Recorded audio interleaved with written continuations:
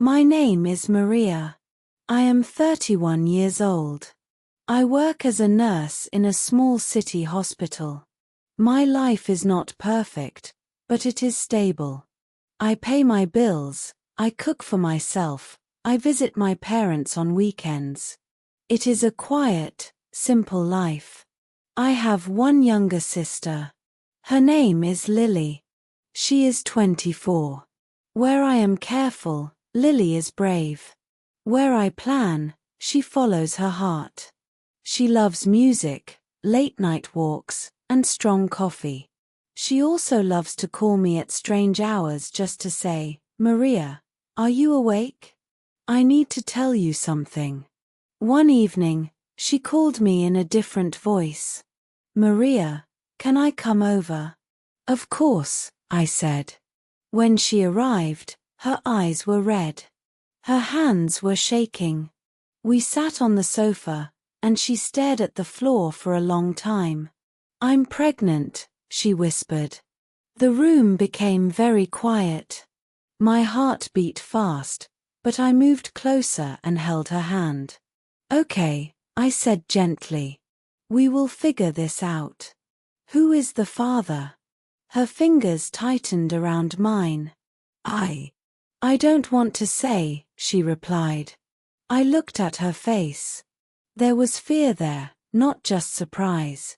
In that moment, I understood one thing clearly. I didn't know who the baby's father was. But I knew I would stand beside my sister. No matter what the story behind this baby was. After that night, Lily started staying at my apartment. I told her she could stay as long as she needed. She nodded gratefully, but her eyes were distant, like she was carrying a heavy secret that followed her everywhere. Over the next few days, I tried asking simple, gentle questions. "Lily, do you want to tell me who the father is?"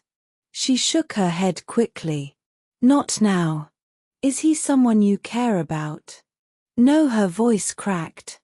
"Did he leave you?" "No, it's not that," she whispered. Every time the topic came near, her body tightened. Her shoulders lifted, her hands began to tremble. It wasn't embarrassment. It wasn't disappointment. It was fear. Late at night, I often heard her crying softly in the guest room. She tried to hide it by putting a pillow over her face, but the walls were thin. "Lily?" I asked once, knocking on the door.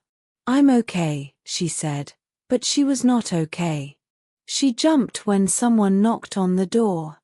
She checked the locks twice before sleeping.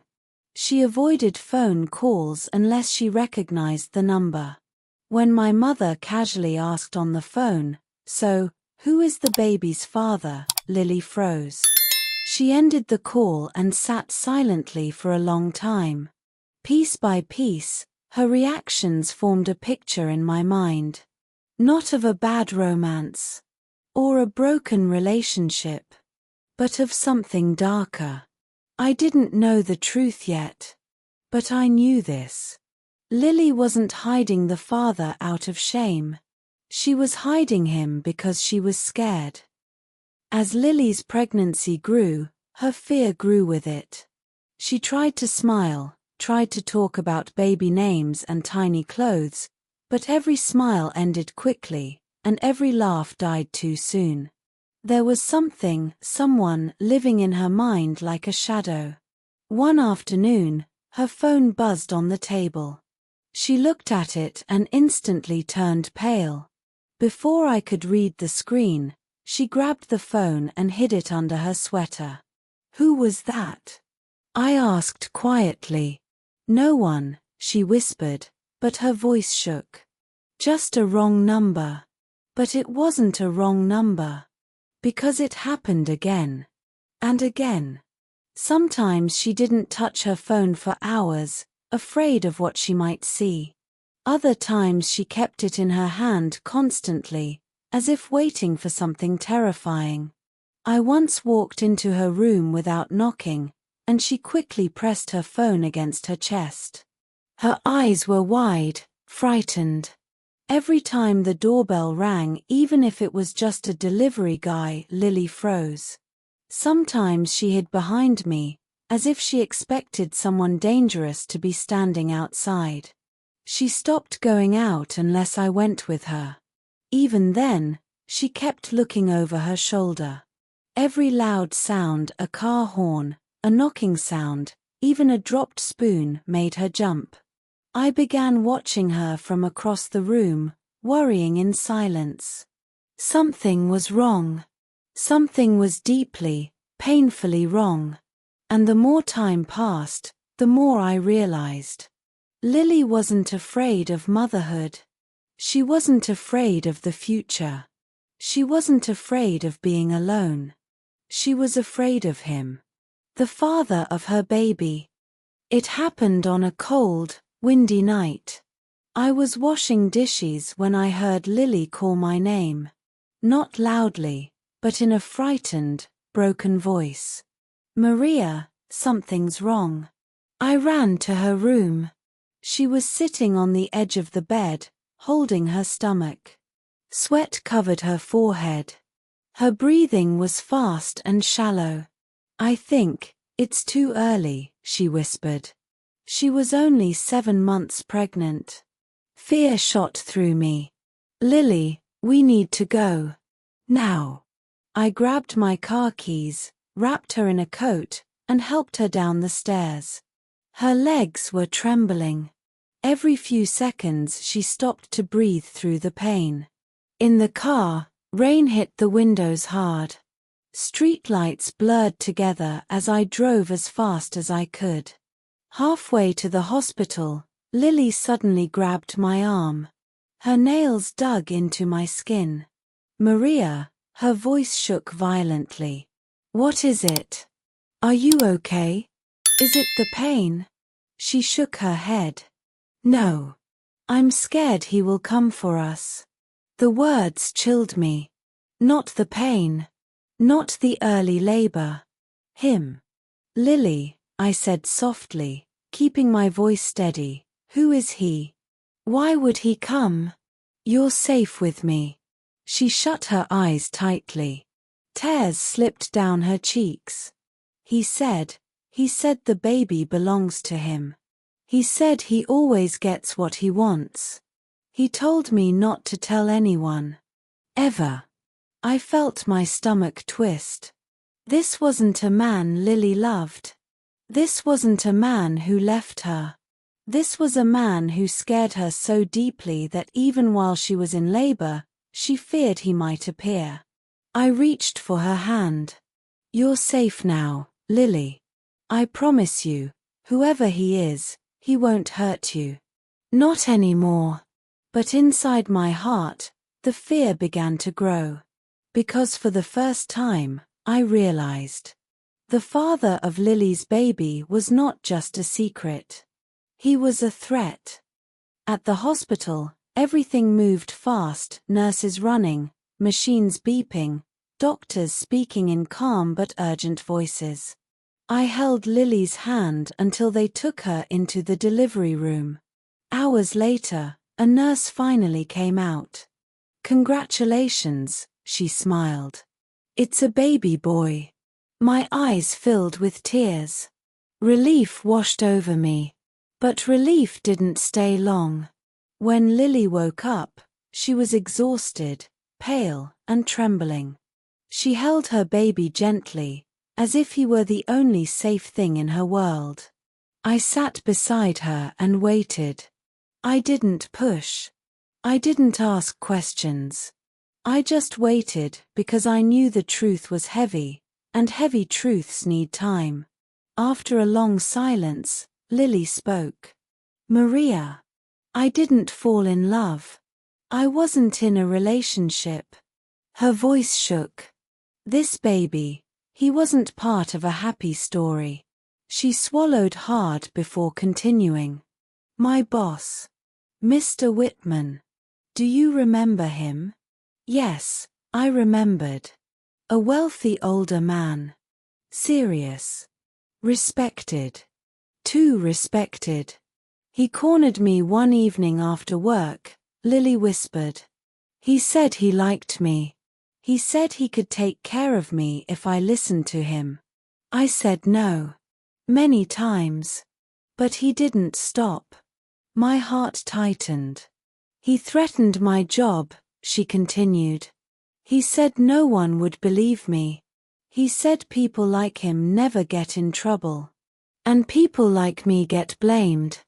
Tears rolled down Lily's cheeks and fell on the baby's blanket. I didn't tell anyone because I was scared. I thought, maybe I should just stay quiet. Maybe it was safer to keep the secret. She looked up at me, her eyes broken and pleading. Maria. I didn't hide the father because I was ashamed. I hid him because I was terrified. When Lily finally told me everything, something inside me broke and something else awakened. I felt a deep anger, not loud or wild, but cold and steady. No one had the right to hurt my sister. No one had the right to use fear to control her life. Lily, I said gently, you are not alone anymore. We're going to do something about this. She shook her head quickly. No, Maria, he's powerful. He has money, connections. If we speak up, he will come after us. I took her hand firmly. He already came after you. Now it's our turn. The next morning, while Lily rested with the baby, I gathered everything, her messages, missed calls, the saved voice message she was too scared to delete. Every piece of evidence showed pressure, threats, and manipulation. Then I contacted a lawyer recommended by one of my colleagues. Someone who specialized in cases like this. We met in a small office. I told her everything. She listened carefully. Then she said 7 words that felt like light in a dark room. He will not walk away from this. The legal process began quietly but firmly. Statements. Documentation. Medical reports. Piece by piece, the truth was no longer hidden. When the authorities approached Mr. Whitman, he tried to deny everything, first with confidence, then with anger, and finally with fear when he realized we had proof. Lily cried when she heard the news. Not from sadness. Not from pain. But from release. For the first time in months, she whispered, Maria. I feel safe. And when she held her baby close, I saw something new in her eyes. The beginning of strength returning. Life did not return to normal right away. Healing is not a straight line, it is slow, quiet, and sometimes painful. But day by day, Lily began to breathe again.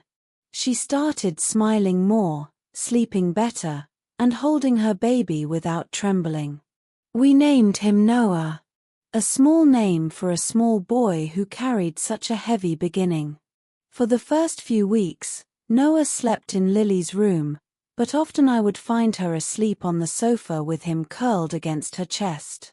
She said she felt safest that way, holding him close, protecting the one good thing that came from so much darkness. As months passed, Lily grew stronger. She started therapy. She got a new job at a small bakery. She learned how to laugh again, real laughter, not the fake smile she used to wear when she was hiding fear. One evening, while Noah slept between us on the sofa, Lily looked at me and said softly, Maria, thank you for saving my life. I shook my head. You saved yourself. I just stood beside you. She smiled, a warm, peaceful smile I hadn't seen in years. No, she whispered. You became the family I needed, when family felt too far away. I hugged her tightly. Holding her, I realized something important. Family is not only the people who share your blood. Family is the person who stands beside you when your world falls apart. and helps you build it again, piece by piece. Noah stirred gently in his sleep, and Lily kissed his forehead. A new mother. A new baby. A new beginning. And none of us were alone anymore. What would you do if your sister hid a secret out of fear? Share your thoughts in the comments.